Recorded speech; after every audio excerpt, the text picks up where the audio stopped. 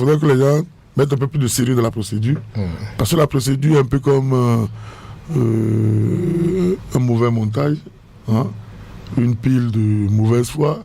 Un mauvais montage, qu'est-ce qui vous le fait dire? Oui, déjà dans l'arrestation, on n'en sait rien. Moi, je me suis porté à Lomé.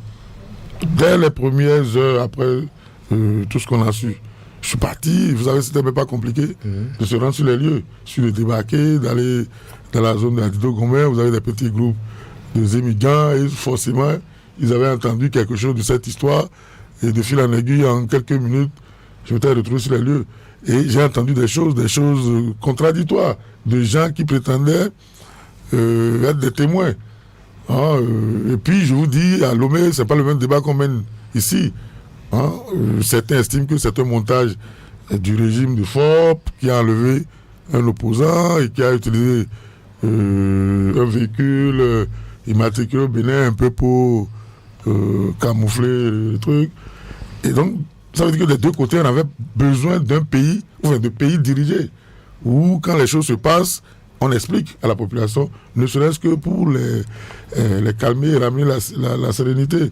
Mais là, bon, on laisse chacun dans sa conjoncture. Moi, je peux comprendre le départ, soit des avocats, soit de ceux qui pensent qu'il faut aller au secours de celui qui a été arrêté. Parce que c'est inédit.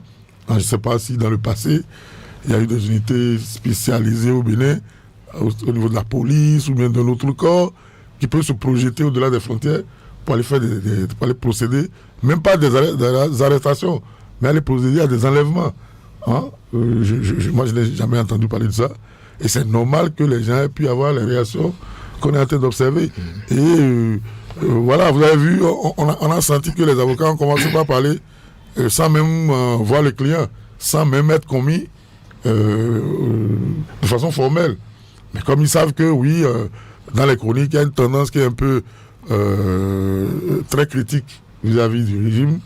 Donc pour eux, c'était du pain béni pour avoir la position que nous avons eue là. Mais je suis sûr qu'au fil du temps, avec l'évolution du dossier, chacun comprendra à quel niveau il faut agir concrètement. J'ai lu par exemple une série de questions au gouvernement que le député Eric Oundete a déposé. Adressé au gouvernement. Pour peu que le gouvernement veuille répondre, parce que bon, vous savez comment ça se passe. Le gouvernement peut répondre comme peut ne pas répondre. Merci Arimé Choubadé. Vous savez que c'est une affaire qui agite aussi bien l'opinion publique que les milieux politiques. Elle fait brusser également la toile. Distella Moussou, à quoi devra-t-on s'attendre les jours à venir dans cette affaire? Condamnation, d'autres déballages, une affaire qui va peut-être presque faire ébranler l'appareil d'État, vous pensez? Écoutez, déjà, il faut laisser la justice faire son job. Nous sommes dans un régime de séparation de pouvoir. Et donc, moi, je vois à travers une très mauvaise fenêtre l'agitation, l'activisme de certains hommes politiques, notamment ceux d'une frange de la classe politique de l'opposition. Mais avant, je voudrais faire observer quand même que dans le rendu, n'est-ce pas, de l'alerte et la première déclaration de l'avocat Maître Parapé qui nous a donc confirmé qu'il a pu rencontrer son client, il y a deux versions qui moi, me laissent perplexe. Celui qui a donné l'alerte a parlé de véhicules 4x4, n'est-ce pas, qui seraient immatriculés au Bénin, et a même donné une marque de véhicules que je voudrais taire. Mais l'avocat, après avoir rencontré son client, a dit deux choses essentielles. Un, il a confirmé qu'il a rencontré Onvi. Il a confirmé que Steve Amoussou, n'est-ce pas, est Onvi. Donc c'est un fait.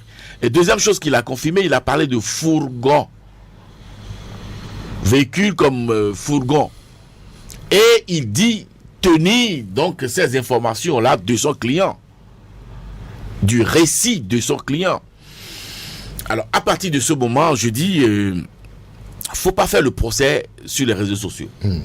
Il faut éviter surtout de faire un procès sur les réseaux sociaux et laisser, n'est-ce pas, techniciens, la justice fait son job. Voyez-vous. Sinon,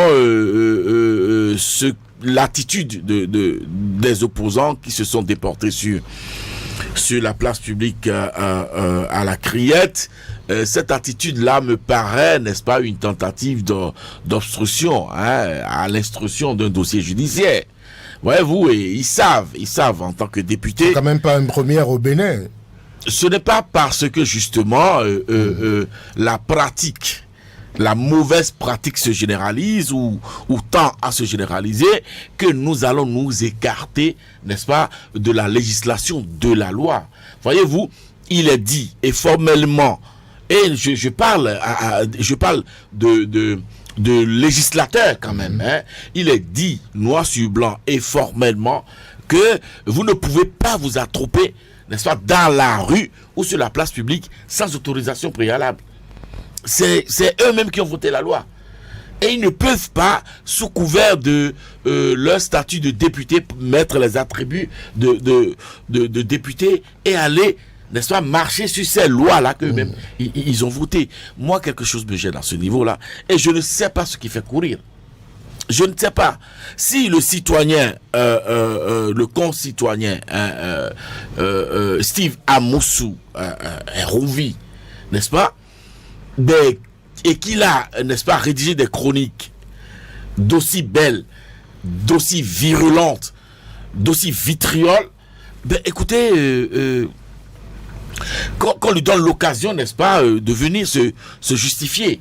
Et cela ne fera qu'agrandir, n'est-ce pas, son aura, sa personnalité et sa plume. Et puis, vous semblez le dire, il est venu à un moment donné, en créant ce genre-là, combler un vide, le vide de l'enquête journalistique. Voyez-vous, écoutez, dans les années 90, un journal comme Tam Tam Express, de Denis Holonou, un journal comme L'Observateur de François Coblan, un journal comme 24 heures de Sodéou Bruno, que sais-je encore, ou un panorama de Distel Amoussou, auraient, n'est-ce pas, envoyé, n'est-ce pas, des reporters à Lomé. Lomé, c'est la porte d'à côté. La dépense aller-retour, ça n'excède pas 10 000 francs CFA. On aurait pu tout au moins avoir l'image, la photo de là où le monsieur qui a été, n'est-ce pas, ramené à Cotonou vivait. On aurait pu avoir quand même une description physique de la géographie du lieu de l'opération. Et c'est ça. Tout ceci participe du professionnalisme, de la recherche, n'est-ce pas, de la satisfaction, d'apporter la réponse, n'est-ce pas, au lecteur. Mais aujourd'hui, à Cotonou, au Bénin, écoutez, tout le monde ressasse ce que un Kudam sort, tout le monde devient relais de tout. Et personne ne veut faire le job. Voyez-vous, et là je vais saluer par exemple mon ami Arimi qui vient, n'est-ce pas, de me rapporter la preuve qu'il a été sur le terrain. Et ça, il faut le faire. Et les jeunes, n'est-ce pas, confrères, doivent apprendre à faire ce job-là et le faire de façon passionnée et le faire de façon amoureuse, quoi. C'est un métier noble, voyez-vous.